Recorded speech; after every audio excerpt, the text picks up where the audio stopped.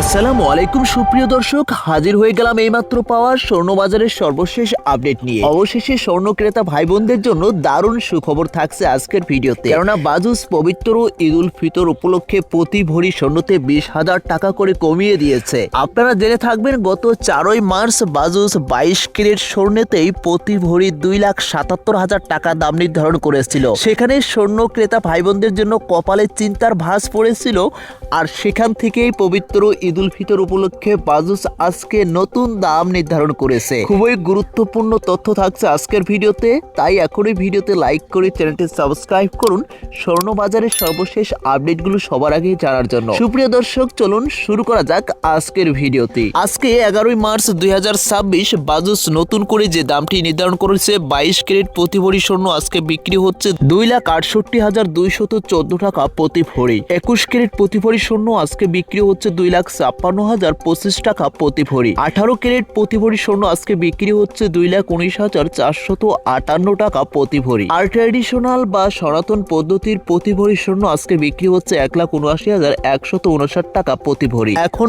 অনেকে প্রশ্ন করতে পারেন, তাহলে বাজুস নতুন করে কত দাম কমিয়ে দিয়েছে? এখান থেকে প্রতি ভরি স্বর্ণতে প্রায় 20,000 টাকার মতো নতুন করে কমিয়ে দিয়েছে বাজুস, এবং কি সেই দামটি আজকে থেকে কার্যকর হয়েছে। আবার অনেকে বলতে পারেন, তাহলে কি স্বর্ণের দাম ভবিষ্যতে আরো কমার সম্ভাবনা আছে কিনা? দেখুন, প্রত্যেকেই বিনিয়োগ করার মাধ্যম হিসেবে স্বর্ণকেই বেছে নেন, কেননা স্বর্ণ একটি নিরাপদ সম্পদ। এছাড়া আন্তর্জাতিক বাজার বিশ্লেষকদের মতে 2026 সালের শেষের দিকে স্বর্ণের বাজার প্রায় 3 লাখ টাকা ছাড়িয়ে যেতে পারে, এবং কি বিশ্ববাজারে স্বর্ণের আউন্স প্রতি ভরিতে 5,200 টাকা ছাড়িয়ে গিয়েছে। তাই ভবিষ্যতে স্বর্ণের বাজার আহামরি যে আরো কমবে এটার সম্ভাবনা 10%, তবে স্বর্ণের বাজার যে আরো ঊর্ধ্বমুখী হবে এটার সম্ভাবনা 90%। তাই আপনারা বিবাহ অনুষ্ঠানে যারা গহনা কিনতে চাচ্ছেন, আজকের এই নতুন দামে অবশ্যই গহনা কেনাটা আপনাদের জন্য বুদ্ধিমানের কাজ হবে। এছাড়া আপনারা যারা বিনিয়োগ করতে চাচ্ছেন, সুপ্রিয় দর্শক, এই দামে আপনি যদি বিনিয়োগ করেন আপনি প্রফিট করতে পারবেন। সুপ্রিয় দর্শক, এই ছিল আজকের সর্বশেষ আপডেট।